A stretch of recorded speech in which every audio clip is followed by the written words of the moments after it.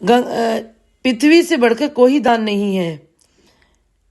भूमि का दान देने वाला जन्म मरण से मुक्त होकर विष्णु को परम पद को प्राप्त हो जाता है।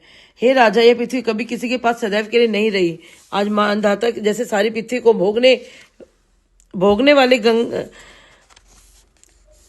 राजा का जो चंचल पृथ्वी का साधन अपना सुमार्ग बनाते, वही धन्य है। गंगा जी के तट पर जो कोई 100 अश्वमेध यज्ञ करे, उससे भी अधिक फल भूमिदान का होता है। और अधिक क्या कहो, भूमिदान से ना तो कोई अधिक दान हुआ है ना होगा। मैं तुमसे इसका इतिहास कहता हूँ। पहले ब्रह्मकल्प में भद्रमती नाम का एक ब्राह्मण था। उसका श्रुता, सिंधु, यशोमती, शोभा, कामिनी, मालिनी नाम की 6 स्त्रियां थी और उनके अनेक पुत्र थे। दरिद्री भद्रमती के पास खान पान के लिए कुछ भी नहीं थी। इस कारण वह स्वयं उनकी संतान भूख से अति दुखित हो गए। भद्रमती विलाप करने लगा, बिना धन के मनुष्य का जीवन धिक्कार है। अतिथि पूजन और आचारहीन मनुष्य धिक् है। मांगने वाले सुख रहित को धिक्कार है। गुण, विद्यता, अच्छा कुल, यह सब दरिद्री को शोभा नहीं देते। बेटा, पौत्र, भाई, शिष्य, दूसरे बांधव सभी दरिद्री को छोड़ देते हैं।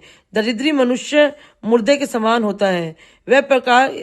वह बुद्धिमान भद्रमती अपने सब कुटुंब सहित कौशाम्बी नाम के नगरी में गया। वहां जाकर भद्रमती से सुघोष नामक से के एक धनवान ब्राह्मण से 5 बग भूमि मांगी। ब्राह्मण ने उसको भूमि दे दी, जिसके प्रताप से सुयोष विष्णु के परम पद को प्राप्त हुआ। उस भद्रमती ने वह भूमि किसी दूसरे ब्राह्मण को दे दी, जिससे वह भी मोक्ष को प्राप्त हुआ। सो हे राजन, तुम भी धर्म तत्व को समझने वाले हो। मुझे भी 3 पग भूमि चाहिए, जिससे हम में मोक्ष को प्राप्त करने का साधन करें।